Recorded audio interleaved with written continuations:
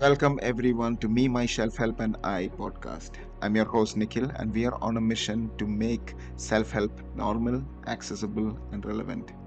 Here we believe you already have all the resources you need to kickstart your improvement and development. So, in today's episodes, we have a special guest, Naomi, an investment banker turned wellness advocate and the creator of the Halchal project. Join us as we dive into redefining your wellness, understanding burnout, what it is not, and exploring the powerful mind body connection. Stick around. This episode is packed with insights you wouldn't want to miss. In terms of life in general, what brought you to the Halchal project? Fabulous. I think this is a good time to introduce the Halchal project as well and, talk a little bit about it. So, I spent over a decade of my life in investment banking, across various different cities, continents, and various different roles in investment banking as well. And I was living the hustle life for a long period of time until I completely burnt out. And I think my burnout was a result of several years of struggles, like mentally, physically, something that I was not in control of, something that I was not connected with, I'd say, being in control. So when in the last few years of my busy life, I would say, or like my previous life that I was living, when I completely burned out, I took up my own well-being as a project, because I guess at that time in my life, projects were, everything that I was doing at work. So I was like, if I could put so much effort into projects at work that I actually don't really care about, then if I took up my own life as a project, my own well-being as a project, maybe I would give it that focus and attention that it deserves. So I took up my own well-being as a project, and that's how the Halchal project came about. And Halchal translates to well-being in Hindi. So it was just a little play on the name. And I started this whole thing as an insight into my own well-being, see what works for me, what doesn't work for me. And what I started realizing was the similarities that a lot of us share in the struggles of our daily life. It sort of stood out to me that a lot of people would benefit from this connection. I'm not change anything. I'm trying to build connection, not just that, not being alone in this whole journey. So that's what the well-being project, the Halchal project, is about. Or learning and doing every single day. So in the last 4 years now, I have thoroughly enjoyed a bit of learning done in the project. And today I help people manage mental health, yoga and Ayurveda, mainly the learnings from these ancient science and ancient wisdoms, not necessarily just the physical practice of it, but really understanding and learning the way of life that this ancient wisdom has to share. Okay, so let's go back to the. I checked and you seem to have worked in a lot of big names out there, so like Goldman Sachs and things like that, right? So what was a lot of people listening to this might be in the same journey, might be working for companies like that. And what shifted? Did something change before you decided this was a thing, or is it something? So what happened in the process? Like somebody who's going through, usually what I find is people who go through mental health or issues around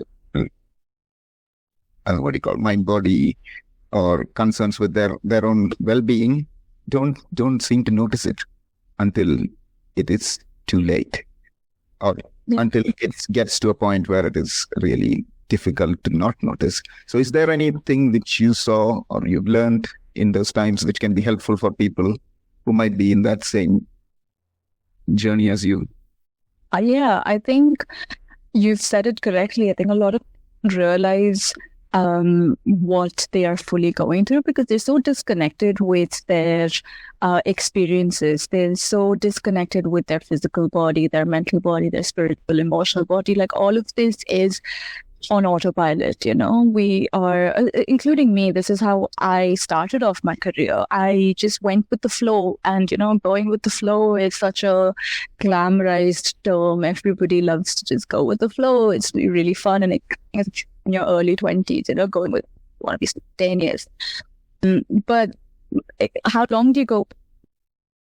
What is the flow? Like having very little awareness of what this flow is, I think, is what brought me to where I was. I mean, don't get me wrong, I really enjoyed my career in Goldman Sachs for like 10 years. I learned so much and I did so much. But I realized looking back, I realized that I was so disconnected from who I was. I think for me, my biggest waking up moment was when someone asked, was it me or someone else asked me, but this topic of, what are your skills sort of came up. Oh yeah, this was, I think I was looking at doing masters, and, I was like, okay, what am I going to do masters in? I was looking at various different topics. This is my chance to do something different, or do I want to continue on? So I was looking at evaluating sort of my own skills and my talents and interests and all of these things. And I drew a blank. I could not list down my skills and things that I was good at doing, except for really meaningless things that, to me, they were meaningless, very work-related things that in the context of anything outside of work just does not hold good. What good is it to do if I can match trades, or I can design trade flows? And these are the kind of things that I was doing. So I was that really kind of shook me somewhere. And I felt very unsure of myself. And I think that was the first time I felt that. And that's only because I actually paused to reflect on my experiences. And I think a lot of people that I have seen from people that I've worked with, people that I have worked with as a client and a coach basis, my peers, we're never really pausing to reflect. We're just so caught up in the flow. Everything just becomes a normal. So if we're stressed, that's our new normal. If we are, struggling with sleep issues, that's our new normal. If we are having physical issues as a result of burnout or mental health issues, like IBS, for example, that's a new normal. We're kind of just putting up with it, and no one is really stopping to check in with themselves. So a lot of us, I think, to your point, I'd say a lot of us are just missing out on these signals, messages that are these conveyed to us. But giving everyone wants to do it and wants to do its best, but because we're so warped in this reality that we're so control with or out of sync, we truly recognize any of the signals of this that could lead us in a different way. And I think people need to do that more often, just like themselves. Yeah, so I think I take that point, normalizing things. It's so easy to just, this going with the flow, normalizing all that part of corporate culture, hustle and bustle culture. Yes. So in your opinion, what needs to change? What does well-being? How does well-being? How does well-being need to change? What is your thoughts there? I love this question. I think the first step I would personally vouch for and recommend for everyone to do is, first of all, redefine your well-being. By redefining your well-being, what you're doing is you're asking yourself, what does well-being mean to you? And for this, you need to check in with yourself. You need to be connected to yourself. This is all it's really simple stuff, but we don't do it. And I'm not entirely sure why or when we lost that like need to check in with ourselves. A lot of times when it comes to well-being, people do things that they assume is good for them. For example, they go to the gym because, when the gym is really good. They do yoga because, yoga is really calming. And if you're really stressed out, yoga is great.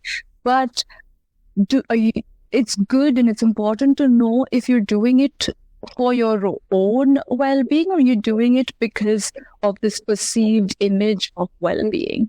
And I think that's that step that people miss before taking the steps to well-being, is not really checking in with themselves, not defining their well-being.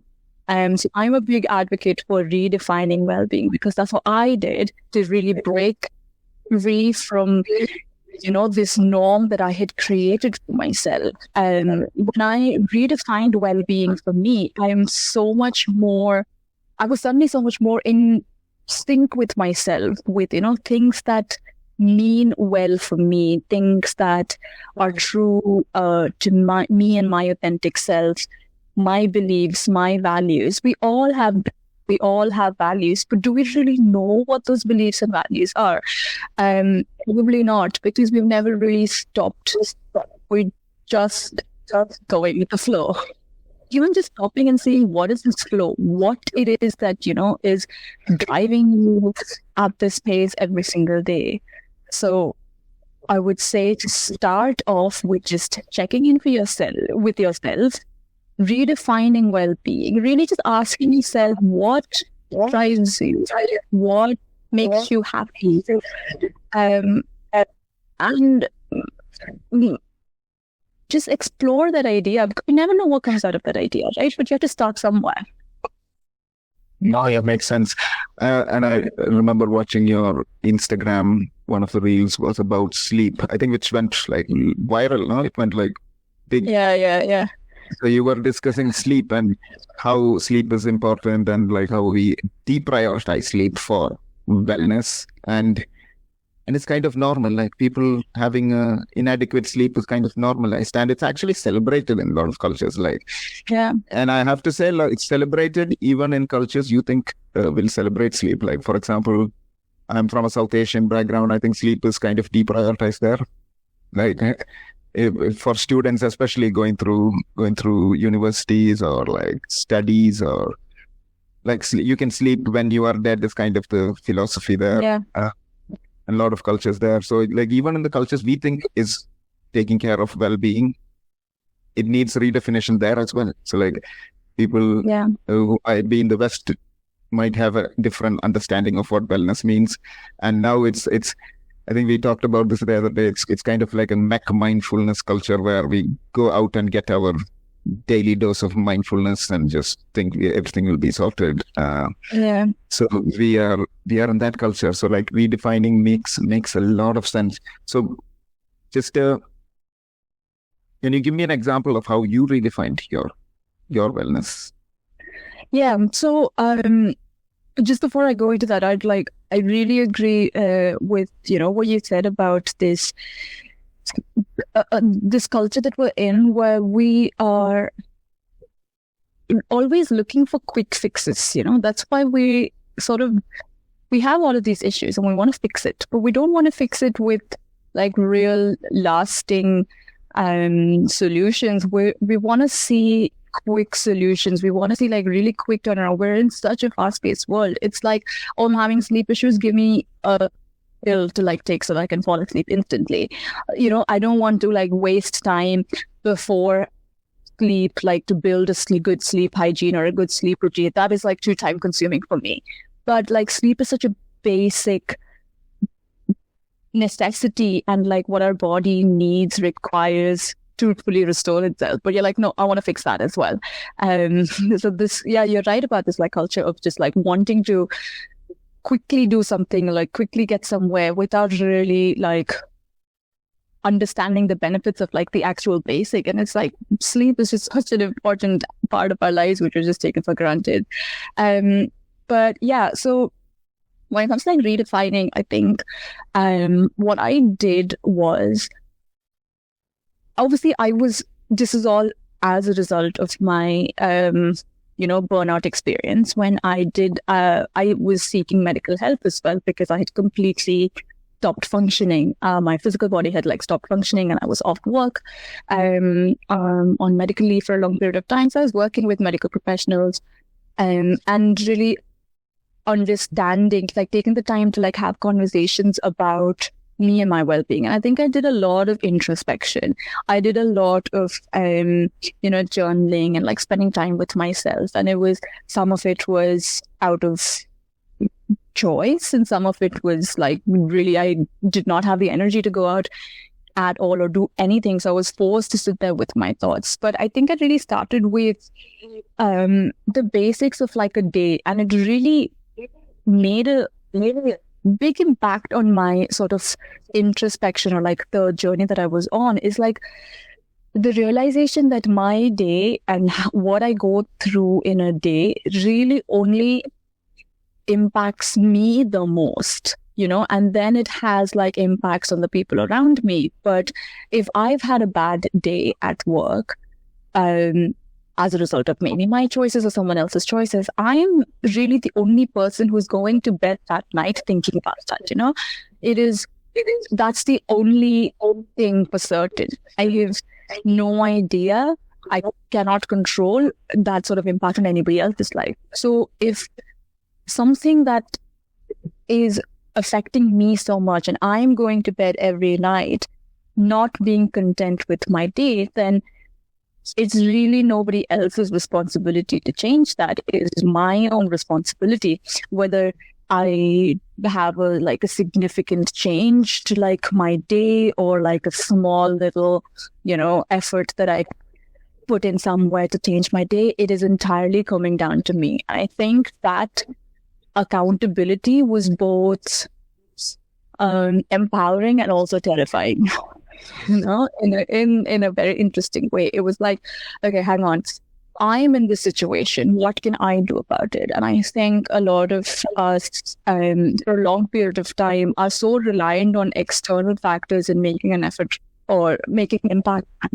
Not really, it's other have to make that on a day-to-day basis. So then I start with, and I think this question stood out to me. I be making the choice in waiting. You're breaking up there. So I think you were just about to say what are the choices you were going to make. Saying one question that was, why we make the choices that we make at any situation that we're in? Why are we making these choices? No.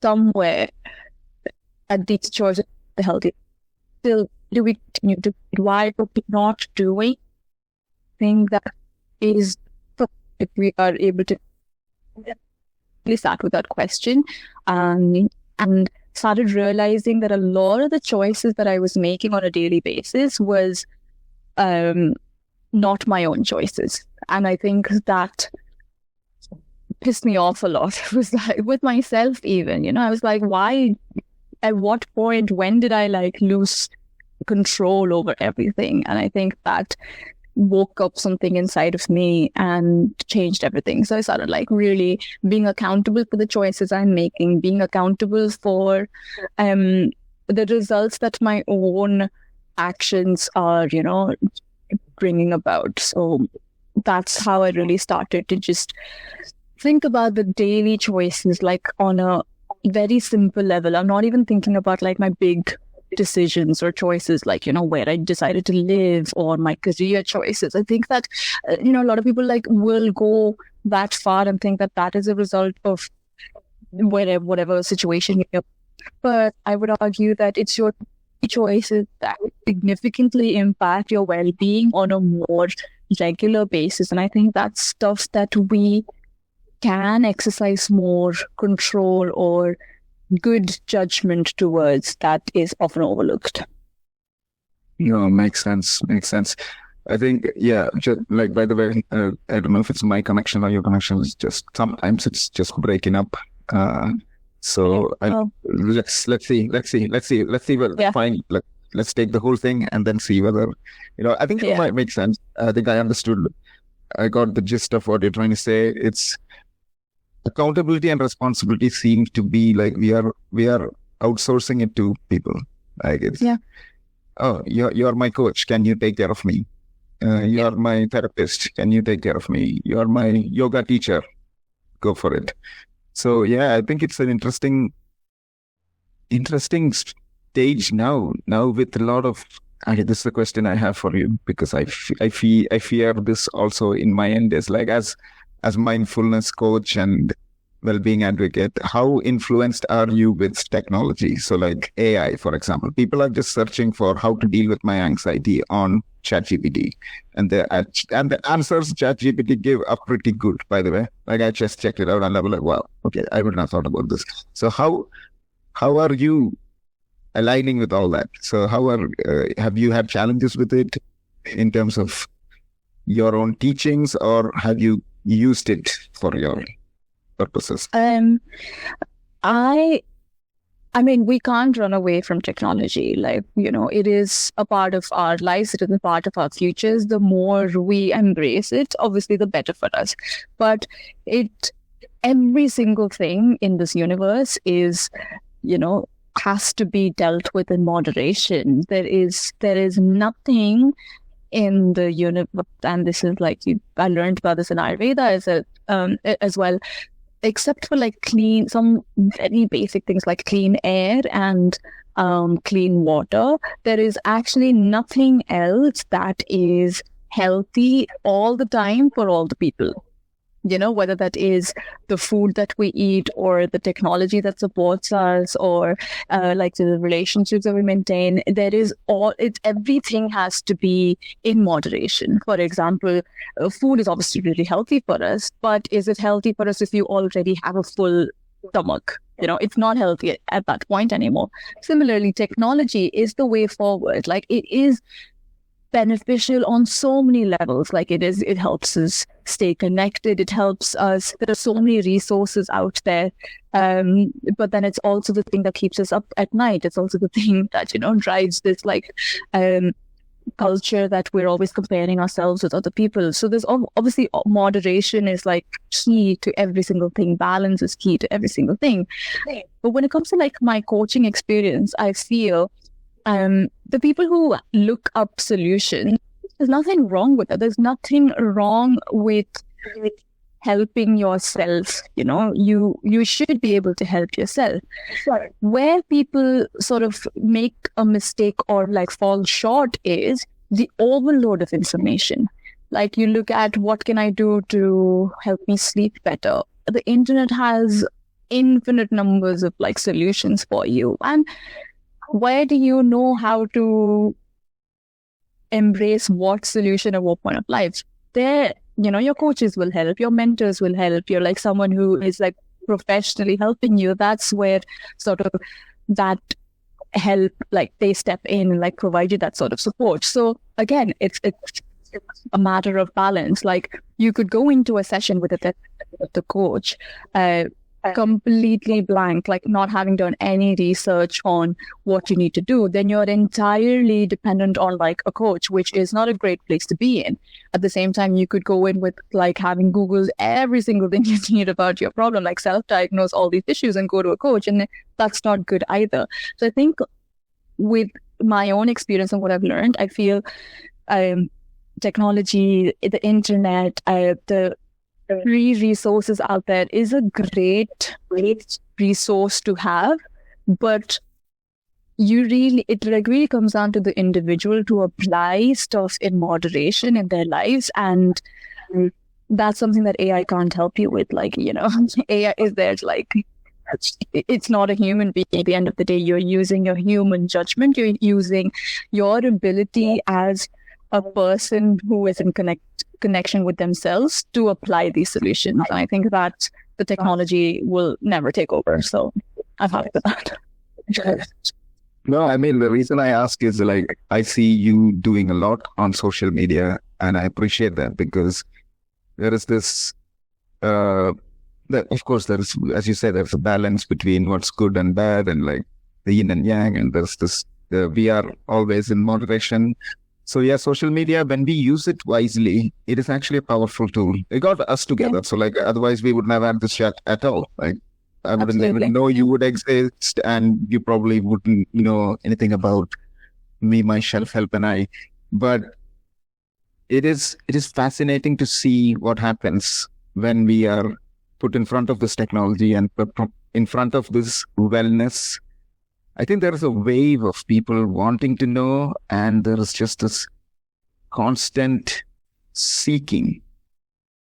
Everybody's seeking something. So, like, as an antidote, what do you suggest? Like, what do you suggest as an antidote for all the seeking? Is it like getting back to basics, or is it like just go full on, and like, what is the antidote for all this? Everybody wants to seek and like learn, and like I have these conversations with. I play cricket a lot, and all the cricket club players, they have these conversations, and I sometimes feel like, wow, these guys know a lot of stuff, and a lot of people are not applying these stuff. So, what is the antidote? How can we kind of help ourselves? I think you just answered that question. Like what I would have said is, you're not applying yourself. So when do you apply what you have just learned? And I think that's what people miss out on doing. You just accumulate all this information because it's so good to know. Everybody is, like, rightfully, as you said, is seeking something. They want to know, like, knowledge gives them that sort of like confidence and power, me included. Like, knowledge gives me that confidence. But it's really only helpful if you're actually able to apply that knowledge. And like, we go through phases when we just go down a rabbit hole on, like, an issue that we or a topic that we're so interested in. We like can go down a rabbit hole and like accumulate as much information as possible. And I'd say it really, this necessity to pause is so important. Like, it is a requirement to pause, check. And you don't have to do it every day. You don't have to do it, like, it doesn't need to be in your calendar. You don't have to be regimented about it. But you need to be in sync, or you need to be connected to your why. Why do you want to know more about a topic? Why do you want to go down that rabbit hole? Is it something that you are trying to add value to your life, or is it something that you want to know of more so you can contribute to a different conversation? Or there are so many different, there's no right or wrong, but knowing your why, knowing what it is that you're really looking for is sort of the step to begin with. And I think that is a step that often gets missed. People stop at a much later stage going, oh, actually, why did I look up all that? Why did I just spend an hour browsing this topic of like my belief issue? Maybe it's something that subconsciously is affecting them. Maybe it's not. Like, stop before it is too late, or like just not even too late. Just stop whenever you need to feel that connection. And I think a lot of us don't necessarily feel that need arising on its own. So you can proactively do that. And I think a lot of people in today's world, from my own experience, they're very reactive in nature as opposed to being proactive. And I think that is a very underrated approach to well-being as well, is to be proactive. Like, let us look at our well-being more proactively. Let us look at things that we do on a day-to-day basis more proactively, as opposed to reacting to the after effects or the results of whatever we have done.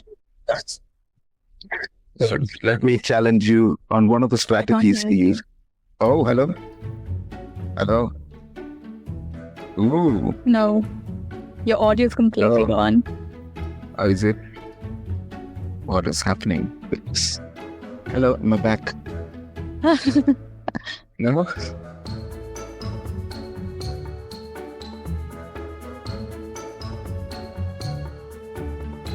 Hello?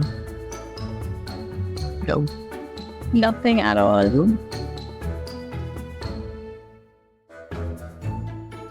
Hello? I can hear other things like on my phone, so it's on my AirPods, but your audio you're completely muted. Oh, hello, slow. Nice.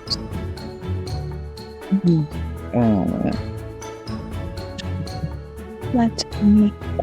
Good morning, good afternoon, good evening.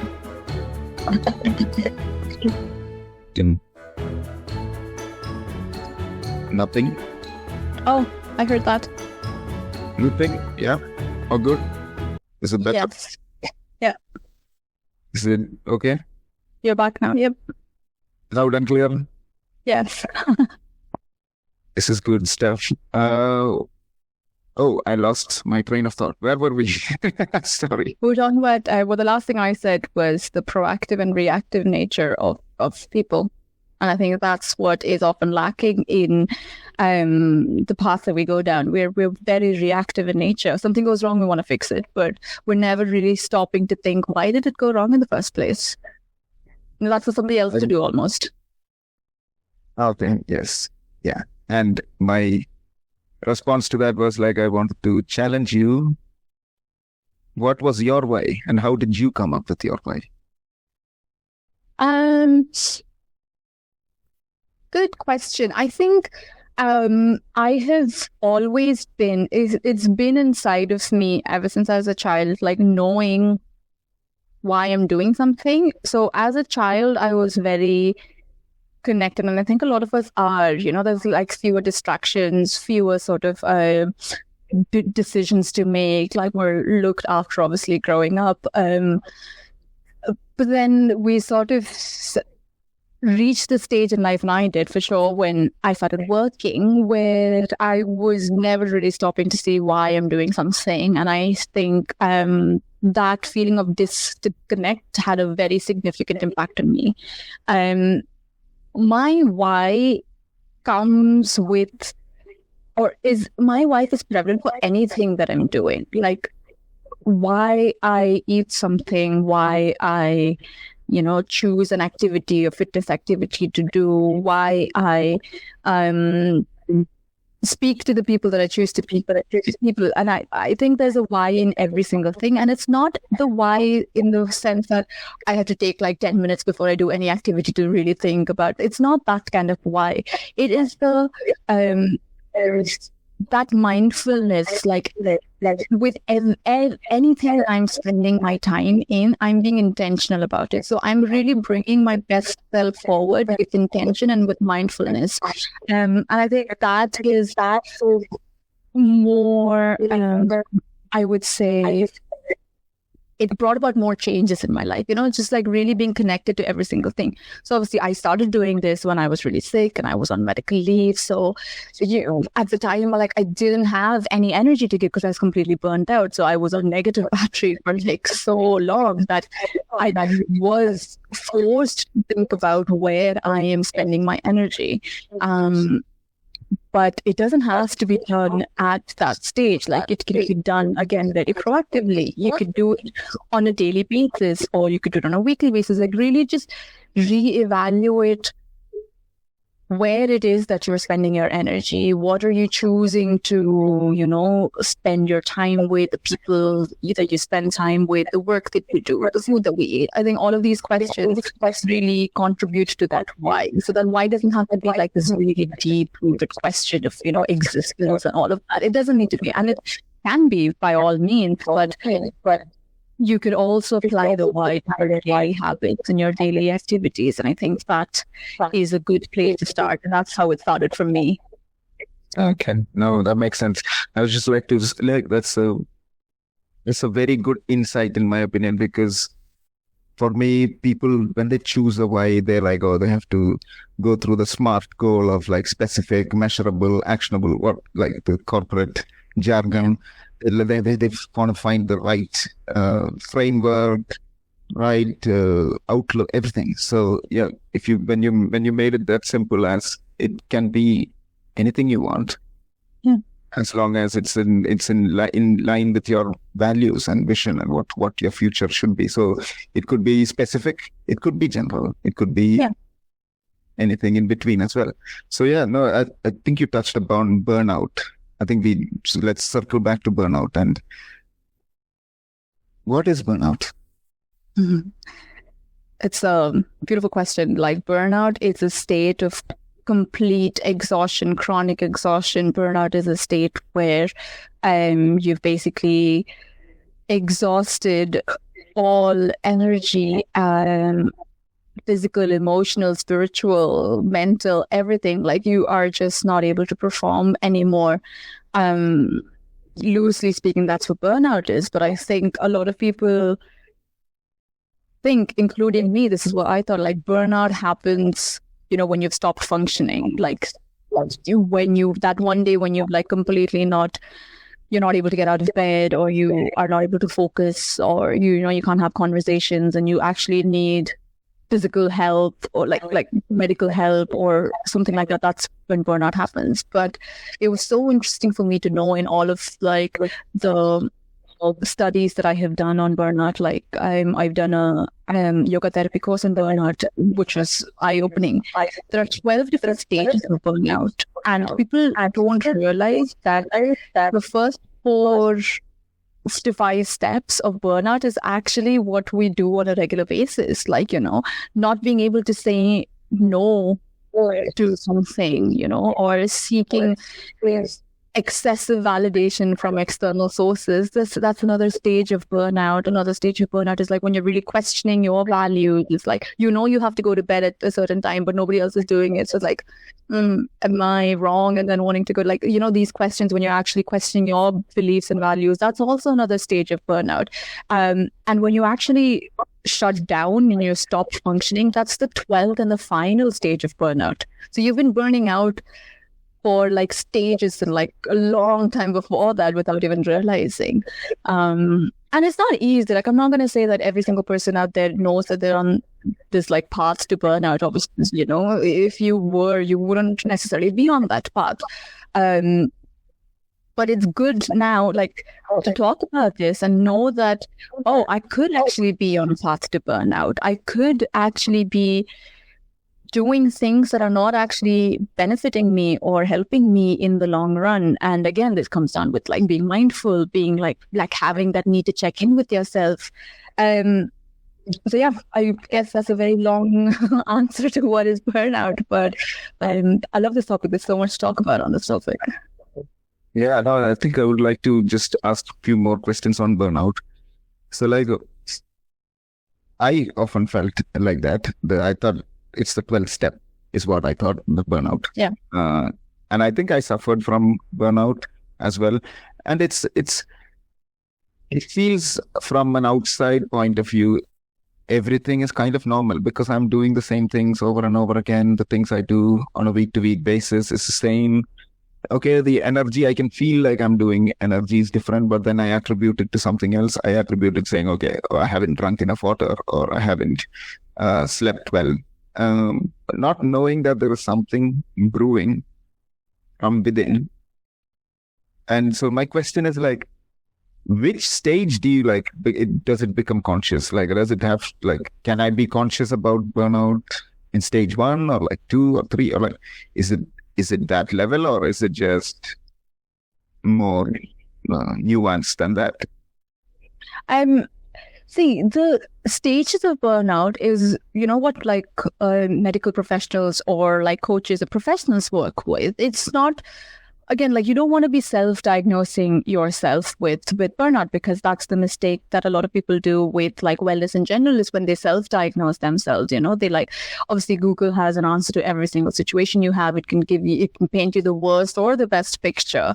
Let's say you've like deprioritized your like self-care essentials, something like your meals, like you've like deprioritized having a good meal on like for 1 week of your like really busy schedule. If you look that up on Google, or if you look that up in your 12 stages of burnout, yes, that is one of the stages of burnout, when you deprioritize your well-being essentials like meals or sleep, things like that.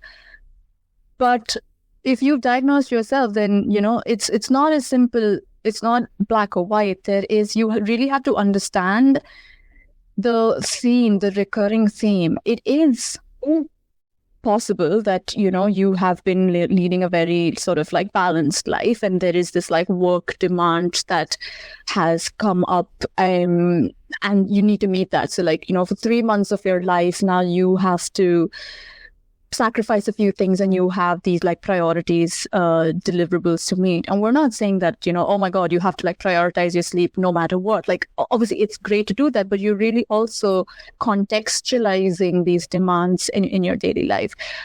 So it's not it's not as simple as just finding out what stage of burnout you're in. You're really trying to uncover underlying themes, like just why is it that you're missing your meals? Why is it that you aren't able to say no to anything? Why is it that you're seeking this sort of external validation? This why is so important, and that is best worked on with like other people, with like coaches, and obviously it helps so much to contextualize it, but really understanding the why you do things, or identifying patterns that are both healthy and unhealthy in your life, is the sort of the wake-up call that everybody needs.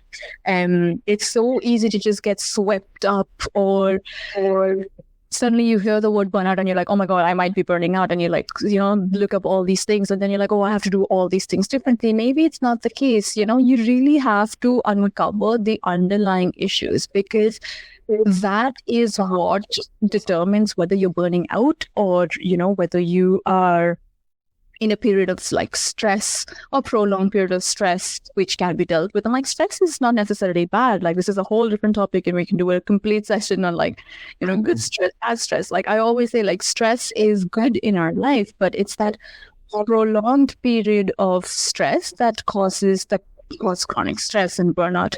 But for people who are worried about being on a stage of burnout, being on this path to burnout, one, great that you're, being conscious or aware of the fact that you could be burning out. Two, why? Why do you think you're burning out? Burning out is not wrong. You've had like 1 week of bad sleep, or you've had like 1 week of like stress or anxiety, and then you think, oh my God, this is the end of, your burnout period. It's not like that. There are underlying themes and patterns that we need to work through. So again, being connected to yourself, your why, is, I would say, the first and most important thing for people to like do, to really like know why they're doing something, why things are not going their way, or why things look different to them, and taking it from there. Like, it's not about, I want to fix the burnout. What are you fixing? You're not fixing what is burnout. Burnout is a result of something that is not working out in your life, right? So we need to fix that area, and not just give you more energy drinks because your energy levels are low, or like tell you to sleep more, or go on a holiday because, your like work schedule is so big. Then you're not really addressing the reason or the cause of burnout. You're really only addressing the aftermath. Yes. Makes sense. I think you just mentioned about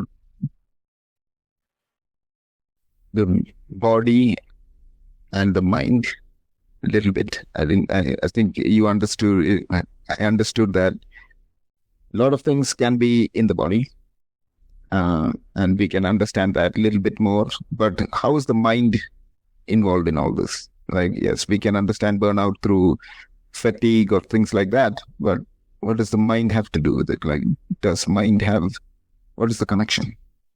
So this mind-body connection is such a powerful two-way source of like communication that happens within our body, and that, and when our body is interacting with like the environment around us, the mind tells the body what to do, and the body tells the mind how it feels. Like, there's this like constant communication happening.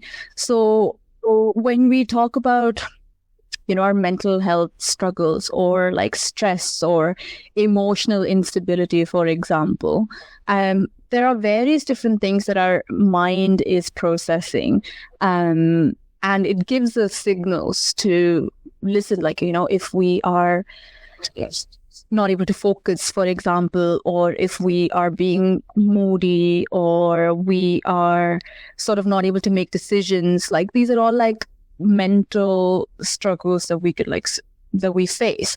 But if we are not listening to those signals, then mind is then going to send those signals to your body going, okay, well, I tried to speak mentally, but this person has not identified it, so let me send further signals down to your body. So then chronic stress, you will see it like manifesting as like tension in your shoulders and your muscles. Like if you're having like emotional struggles, you see that sort of like affecting your joints, your hips. Like there are all of these different ways that your mind will then send the signals down to your body. That people find it hard to ignore because you're functioning with your body. So, if you've got like pain or muscle pain or like a headache or something, you actually are not able to function. So people then will stop to like address those issues. So that's how like the mind and body is talking and communicating with you. It is constantly trying to get your attention to something that needs attention. How it does that, it finds its own beautiful scientific way to do it. But this is that mind-body connection that we sort of are often disconnected from. We're not nurturing this connection. And what is beautiful about the mind-body connection is that it is so easy to nurture. You water it a little bit and it just blooms. You look at it and it will be like, okay, thank you for looking at me, and I'm now going to, tell you exactly what I need attention from you on. So this mind-body connection is so powerful in you identifying your needs, what is good for you, what is not good for you when it comes to like redefining your well-being, whether that is physical or mental. This mind-body connection is what is really that language, that connection that you have in identifying and bringing to life the sort of reality that you actually want to be living in. So that's I find the mind-body connection just immensely fascinating in so many different ways. And I think I would love to see more people like nurture that connection and really understand the signals that are constantly being exchanged between the mind and the body. There is no mind without the body, and there is no body without the mind. Mm-hmm.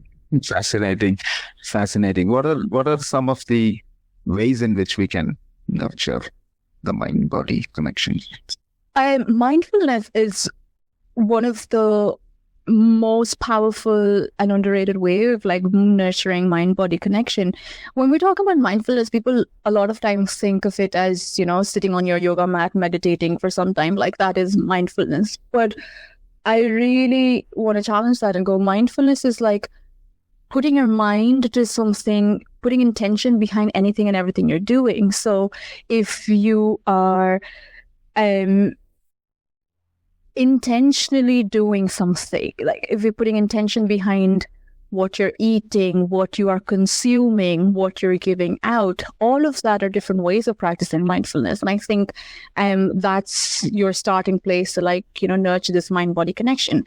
I'll tell you from my own sort of experience, when I was burning out, I used to get migraines a lot, and I used to get IBS.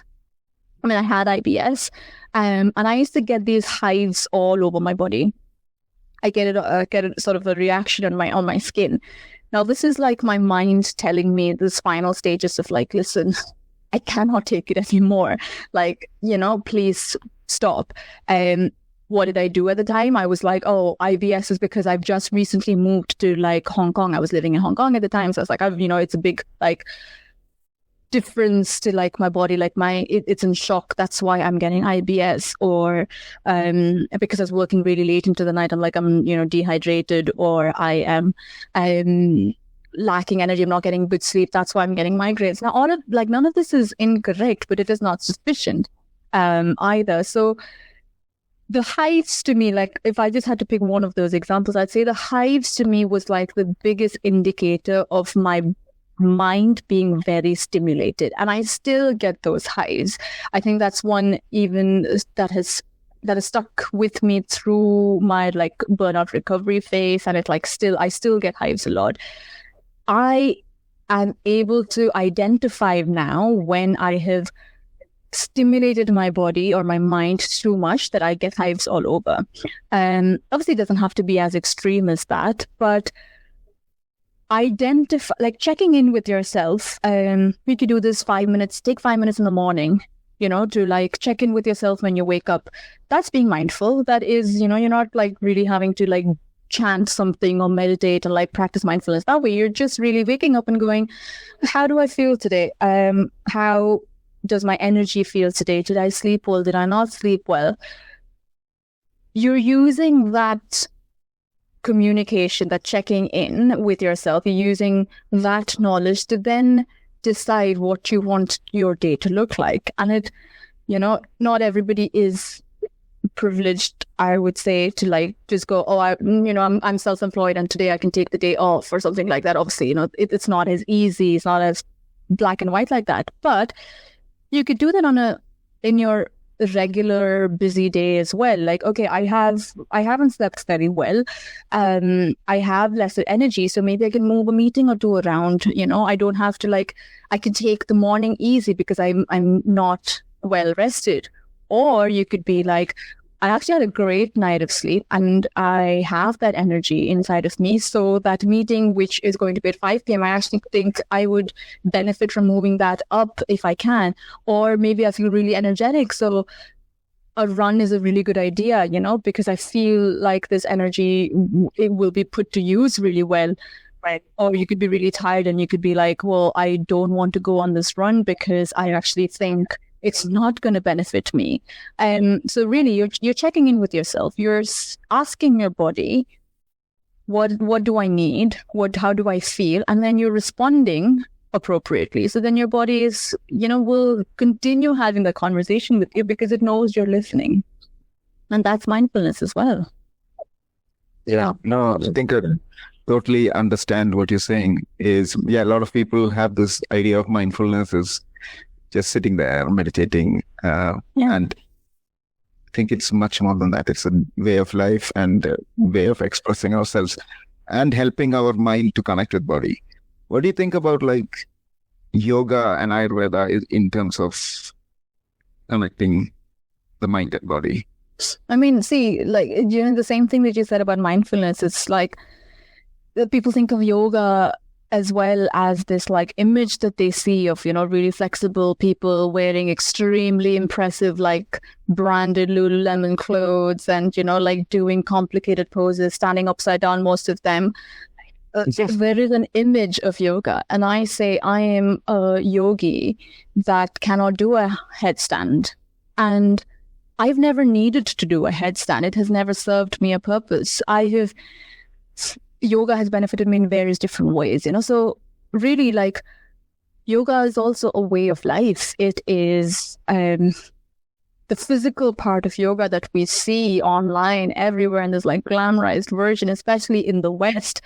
That is 1/8 of what yoga is about. Like, yoga is about how you conduct yourself personally, how you conduct yourself in the society, how you influence and manage your breath, how you detach yourself from the world, how you focus inwards. There are so many different, I'm like literally listing down the Ashtanga yoga, the 8 limbs of yoga, but the physical part of yoga is so little compared to like what yoga is about. Similarly to Ayurveda as well. Ayurveda is like literally translates to the knowledge of life, Ayurveda, it is a set of tools and practices that help you be healthy, stay healthy. It's not only supplements that you can have to like aid your health or, Ayurvedic massage with like oils. Like these are all like such small components of the ancient science.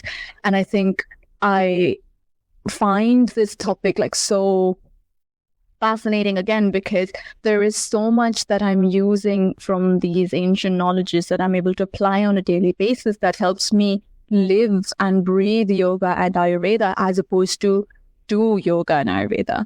And I think that's the beauty of it. It's like there is something in it for every single person out there, whether you are able to physically like touch your toes or not. and I love saying this, like physically touching your toes, being able to bend down and touch your toes is an indicator of only one thing, whether you can touch your toes or not.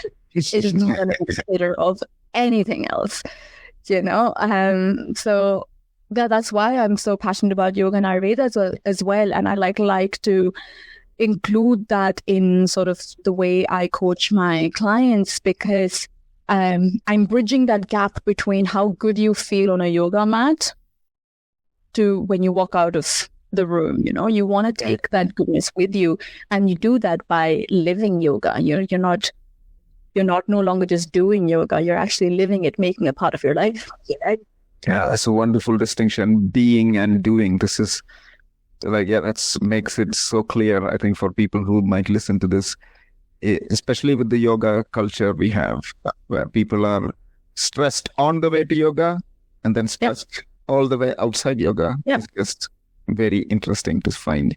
That is, thank you for sharing that. Thank you. So one last question I have about what you talked about is your teachings and what you talk about in your courses, etc. It's all about back to basics, right? It's about going back to basics. What are the basics? So so the coaching program that I have developed, it's called Radiant Living. We assess our lifestyle, like every aspect of our lifestyle, like what we eat, what we spend our time doing, how we sleep, how we sort of build our routine. There are all these different aspects to our lifestyle that we break down on a regular basis. And I say to every client of mine when we start the program is, nothing that you hear in this program is stuff that you haven't heard before. I haven't invented a solution. What I am helping you do is reconnect to the basics of your life, because your body, your environment is so equipped to help you not just survive or cope with all the things that's happening, but to make you thrive on a daily basis. We're not utilizing that to its full potential.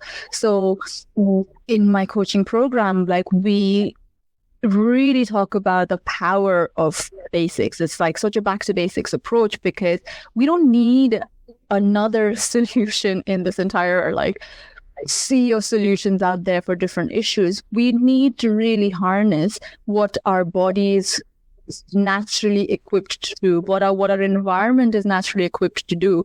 And we are not designed to just go through a life surviving every single day. We are designed as human beings to be our best self, to thrive every day. And that's literally what I aim to do, is, bring out the radiance inside of you, make those small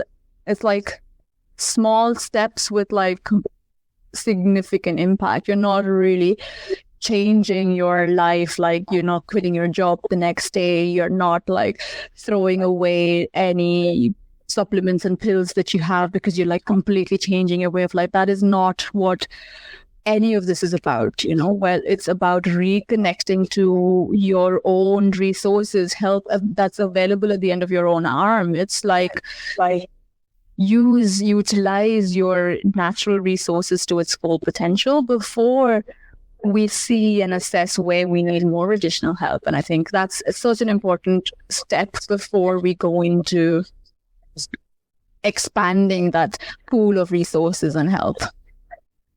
Yeah, wonderful. Yeah, understood. And where can people find you? How can people, once they understand you, where can people reach out? Where do they search for you?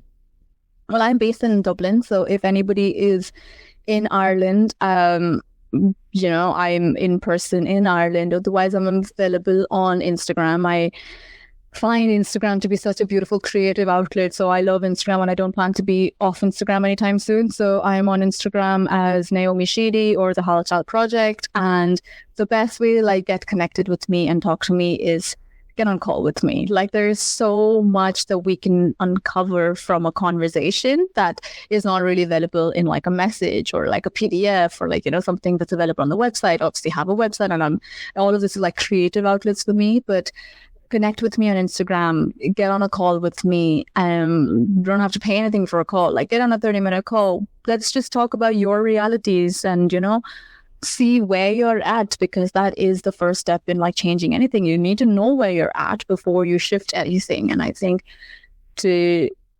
that's just how you could start working with me. Get connected with me on Instagram, in person, whatever. Just say hi. We'll take it from there.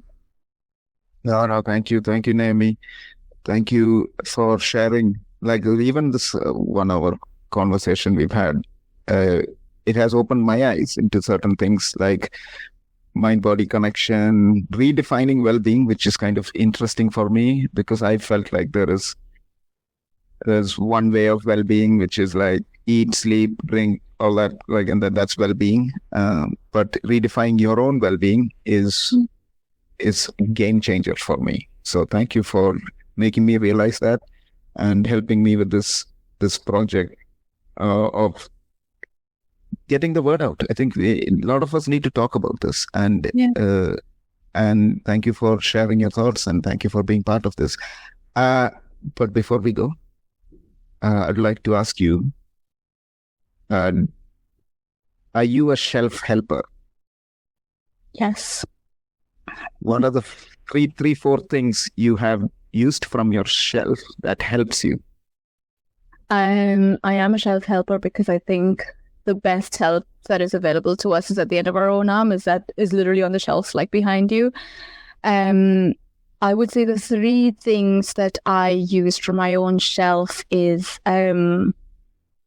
movement. I make sure that I am moving. When it comes to movement, I think people think, or like, you don't have to go to a gym to exercise. You could walk, to get movement in. So I think movement has been one of my biggest sort of easy solutions to when I'm feeling out of sync with myself, movement. So I'd say that is one of my biggest secret solutions. It's an open secret anyway. Second is my support network, and like my peers that have these conversations on a daily basis. So, I'm not seeking solution. I'm not always going to somebody going, this is my problem, help me out. But I'm no longer holding myself back from having conversations. I am no longer afraid to talk about what I'm going through. And I think that's a big shift in me. And I think people could, I like really see that as well in like, the work that they're doing is you don't have to hold yourself back. Like you don't have to worry about what you're going to look like if you ask for help, because asking for help can look so different in so many different ways. Like you don't always have to say, please help me. That is one way of asking for help. Another way of asking for help is, like you're just saying how you feel and maybe like just letting it out, like having this sort of like outlet. That is also a different way of like seeking that help. So that's another very easy solution that I have, is like really not holding back, like talking about, what I'm going through, what's on my mind with my support group. And these people know their values and their like the relationship that I have with them. So, I can rely on them. And the third is spending time with myself. And I guess this like fully comes back to the first question you asked me, which is my superpower, and I would like to be invisible, is because I really like that time that I spend with myself. And a lot of us are like scared to be alone. There is beauty and there's strength I find in like spending that time with myself, because when I'm spending the time with myself, I'm really again checking in with myself. allowing myself to process thoughts and feelings and ideas even, I'm like allowing myself time and space to nurture or foster all of these things that are like brewing inside of me, good and bad both. It doesn't just have to be I'm going through something and I need to like journal and get everything out of me. I like spending time with myself to just feel good about something as well. I'm like, oh my God, the weather is really good today. I just feel like sitting and reading a book and like thinking about how the sun is smiling on my face. That's a great feeling. And yeah, these are 3 ways I help myself. Fantastic. That is absolutely fantastic. Thank you, Naomi. I think we can call it a day. So thank you for joining this episode of Me, Myself, Help and I with Naomi, or the Halchal Project. Kya halchal? Do you get that a lot or not?